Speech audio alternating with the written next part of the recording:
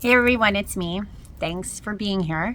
I wanted to come on today to speak about something that I think is really important. It's going to be concerning the world of guides, the world of lower ended informants, and of higher selves. I'm going to give you some trademark signs to indicate or to express, to understand when you are dealing with, let's say, other entities that are coming into your energy field, your energy body to commerce and to speak with you. How can you discern between which one and who is who and what are you truly hearing? So that's what this video is going to be about, because to discern between the categories is very important.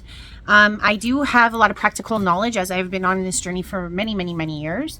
And when I had my eye on, I was able to not only hear them, I could also see them, so that it helped me understand who's who. Next thing I want to talk about is the differencing between a guide and, let's say, lower-ended entities that may be trying to steer you incorrectly. A lot of persons may not, or may think they understand what a lower entity may be speaking like because of what cartoons show or what television shows us. But what you have to understand is lower entities have variances as well. And the thing is that sometimes the best way to decide or to distinguish or to discern as to what you're dealing with is to look at an emotional background that you may be experiencing when you're hearing this information. And I'll give you an example of what I mean. So let's say, for example, you're in a situation that's heated. You're in a situation that has things to do with jealousy, envy, greed even. And we all face these things. They're very common. A lot of us are in relationships, we get jealous. A lot of us are in relationships or even getting back at people, etc. We all go through these vibes in these ways. Some of us are pious enough to just let everything slide or do it in complete grace. But from the day to day, we could even be at work and someone slights you at work, and the first initial thoughts and feelings you have are the most important. So let's say someone irks you and this is in the physical. Let's say somebody irks you in the physical. They slight you, they do something underhanded, let's say. Now, a lower-ended being or energy, for example, may not sound as maniacal as you believe. What a lower energy will do is they will see which, let's say, for example, if you had colors like the color red, the color yellow, the color orange, that kind of in your energy field that chimes up within you when you feel the rage or the anger or the slightedness that you felt. Let's say you were to exude in your energy body colors, and the lower energies see these colors and they're like, oh, she's angry. So what the lower energy will do is they will start to speak to this anger. Something to the effect of like, are you going to let them get away with that? You don't deserve things like this. Why do they think they're special? If you hear comments that are coming back at you similar to this, I would say that you may be participating mentally with a lower energy. Now, you yourself could feel those ways on the inside. You, like I said, have these colors exuding from you. So obviously these are harbored emotions that are genuine to you at the moment. But the retort of what you may get is external. It's like as if you're speaking to an external entity.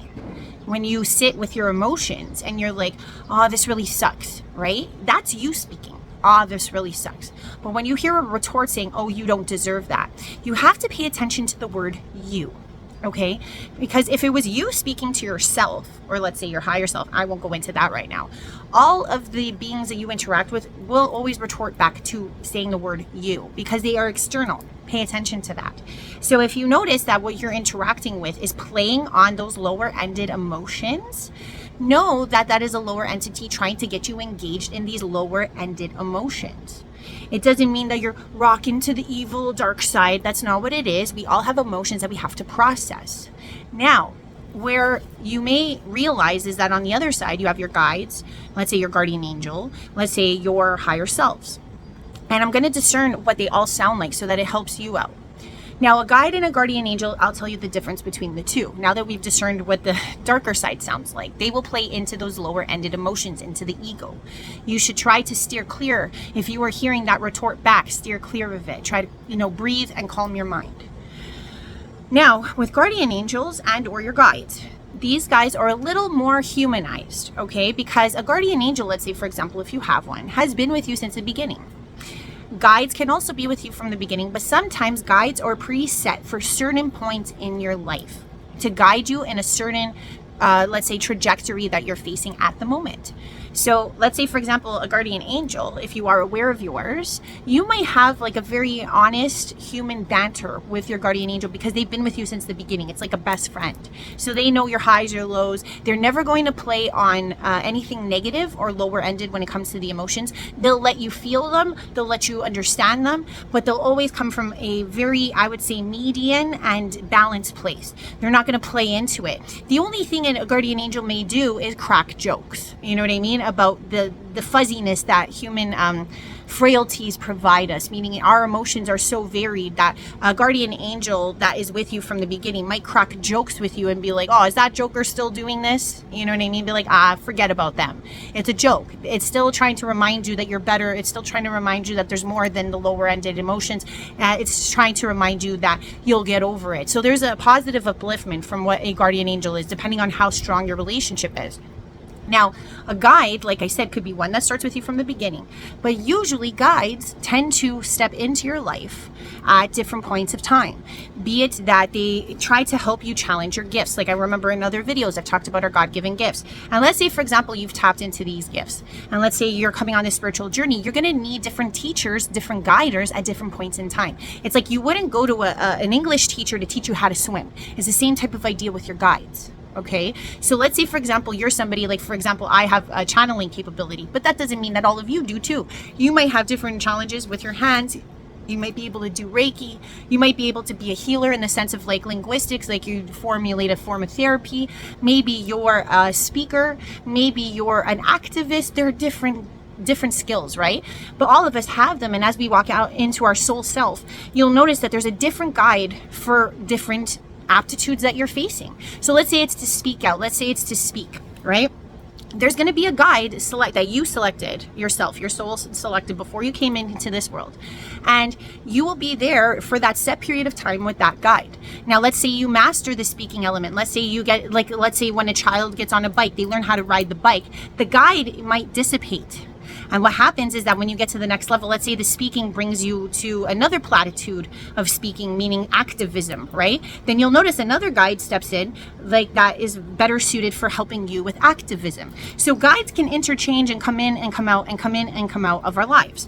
But it's like they will never, ever tell you what to do, much like the lower ended side, okay? They will never say, oh, this is a good idea, this is what you should do. If you're hearing rhetoric like that, that would probably be a lower ended entity trying to play with your emotions, bring you back into fear. That is the whole jive of the lower ended entities.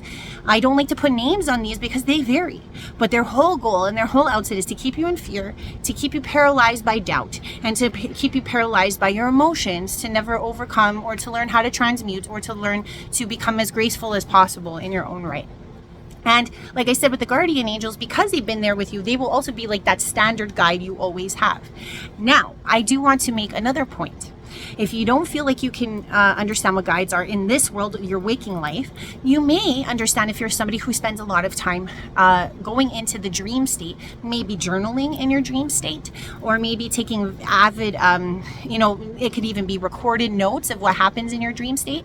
But for those of us that actually take a lot of heed or actually pay a lot of attention to our dream states, what you'll notice is that there are dreams that you have, and maybe if you haven't noticed this, pay attention, where you are doing, let's say, certain missions or certain tactics or certain, like you'll feel like you have things to do in your dream. They're not as ambiguous. They seem more like A is needing to get done, and then we go to B, and then we go to C. If you have dreams kind of structured that way, where there's kind of like a missionary style to it, you'll notice that in those dreams, you have persons or a person, usually one, kind of that is guiding you through the dream, like saying, oh, maybe you should turn left, maybe you should turn right, or, oh, is that the best thing to do in this circumstance? The guide in the dream, for some reason, no one else can see this guide except for you if you pay attention. And the guide is solely there to direct you as to what maybe the best course of action is within this missionary dream. That might be the easiest way that you can see your guide, know if it's female, know if it's male. And you have to understand also in the dream sense, they're going to represent, sometimes they can represent a friend, a family member, or a character out of your present life that you associate as closely to what your guide represents for you. So this would be more of a metaphorical body they put on. So like, let's say, for example, your mom was really good at navigation, let's just say, in your real waking life. You might have your mom as your guide in that dream, even though you know it's not your mom. They just look like your mom, so that you feel like a harmonization and an understanding of what that skill set is that you're being taught.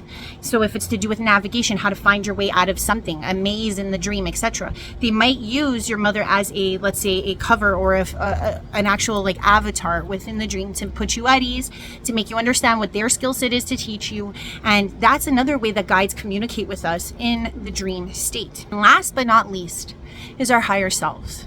And a lot of people ask, like, how do I know that I'm talking to my higher self? Now, this is one of the easiest things out of all the ones I just explained, because the higher self will not tell you anything in the sense of actually informing you of what to do. More what you'll find with a higher self is the higher self reminds me of a therapist in a sense, because the higher self will ask you very poignant questions about your feelings, your thoughts, your well-being at the time that you're actually interacting with the situation. A higher self will say, oh, what about this do you think you benefited from? What about this do you think you learned? Do you think this was a beneficial situation? And what happens is you start to have a dialogue based on question and answer, question and answer, question and answer.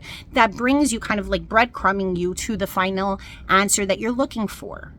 And it's all in a sense to get you to be guided, but it's not so much guiding as it is letting your inner self be the guide. And that's the true understanding of what a higher self is. And we do always understand that we think of it like higher as in altitude, but the higher self is within you, within your oversoul. So all the information that you need is within you. So all a higher self will do is question you in a very specific banter, back and forth, till you get to the true resolve of what you're asking, feeling, wanting to know.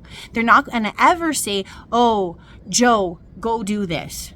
Oh, Joe, you did this last time.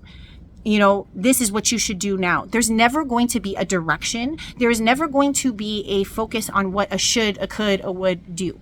Because every situation that you're presented is different. It doesn't matter if the situation is similar to others you faced in your past.